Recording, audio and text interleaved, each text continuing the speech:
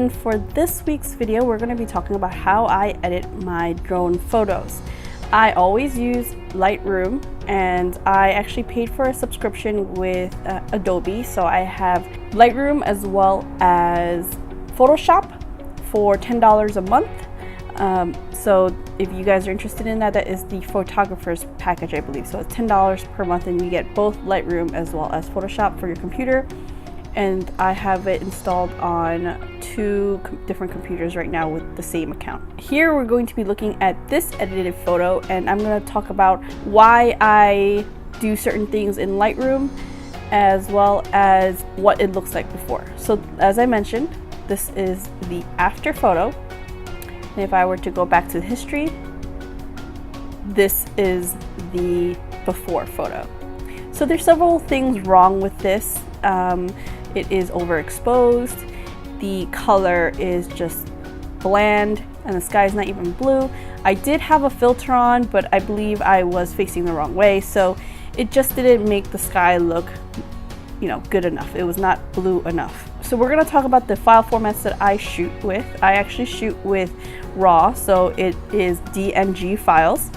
I also shoot with JPEG just in case, but when you edit RAW versus JPEG, there's a huge difference. So with JPEG files, the more you edit, the more you save it, it actually compresses the file further and further. Whereas RAW, it does not do that. So I always edit the DNG file. So here, the first thing we're going to do is fix the exposure because it is definitely overexposed. I am going to drag the exposure bar just a little bit to where I could start to bring back a little bit of detail in the boats as well as the streets right here. So this looks about good.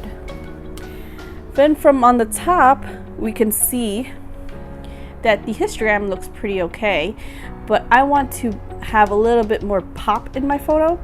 So I'm going to lower the highlights, and when I do this, it's going to darken the highlights, mainly because the boats were a little bit too bright, so you could see the difference when I do that. I'm going to lower it down a little. And when I do that, you can see that the histogram is shifting. So I kind of want like nice curve. So I'm shifting the histogram over to the left when I lower the highlights. Next thing I'm going to do is I'm actually going to bring up the shadows. So when I do that, you can see the histogram moving a little bit to the right, but this brings up more detail that is under the shadows, right underneath the trees. And then now I'm going to up the whites a little bit. So you see that now my histogram is touching the side, and I want to shift my histogram back over. So I'm going to lower the blacks a little bit.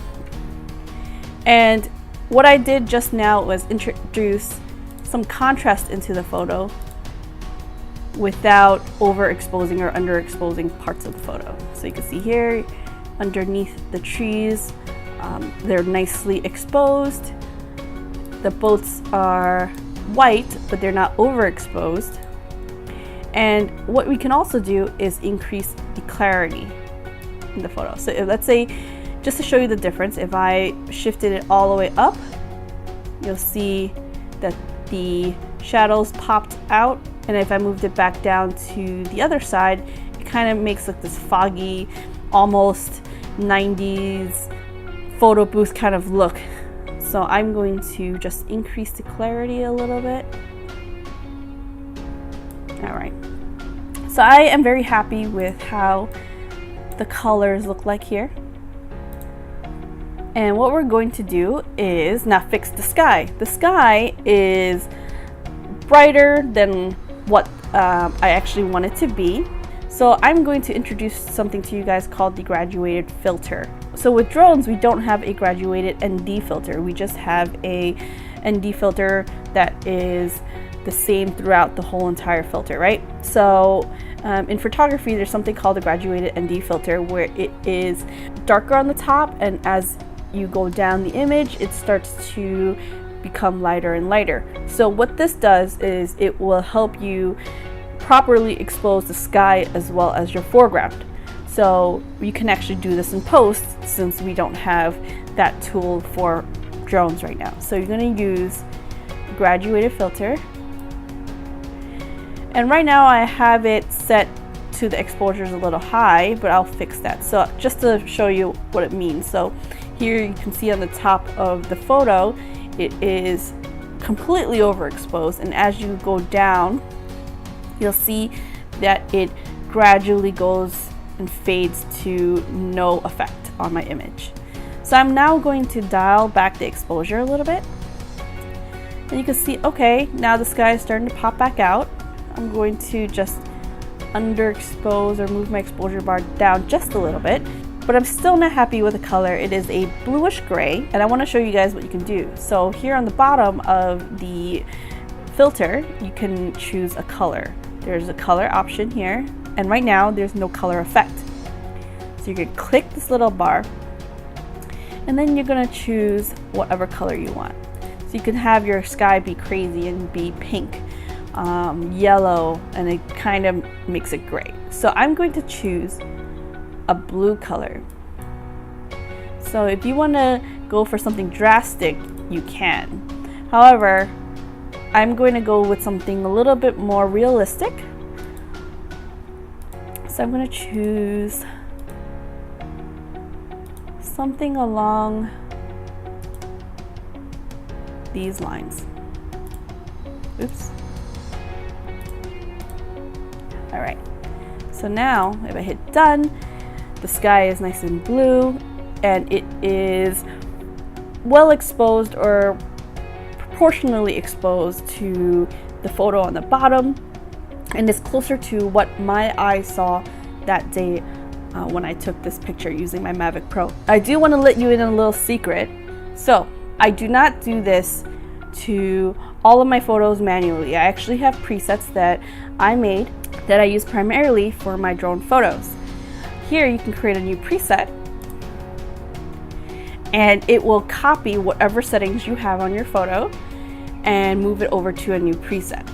So here you can name it whatever you want. I'm going to name it, let's say, Mavic Daytime, and we can keep the basic tone, the lens correction. What I do not want is the graduated filters. The reason why I don't want the graduated filter is because you'll take pictures of the sky as well as the horizon at different levels, and you do not want to apply the same graduated filter for all of your pictures because the horizon is different, as well as the sky could be a different color, because right now I chose blue, and let's say we have sunset, your sky will not be blue, it'll be like an orangey pink color. So we'll just click create. Okay, so now if I reset this picture and then I hit my preset, I get all of the changes that I made in the develop options or the basic options on the side, except for my graduated filter, which I can manually put in all the time because, like I said, your horizon will be different in your different photos.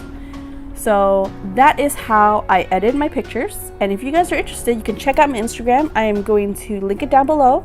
It's going to have a lot of different pictures that I've been taking since I pretty much started photography. So I've done this prior to drones, and I went through several different cameras, and now I shoot with a Sony a6500. So if you're interested, go check that out, and I want to thank you guys for watching, and happy flying, and I'll see you guys next week.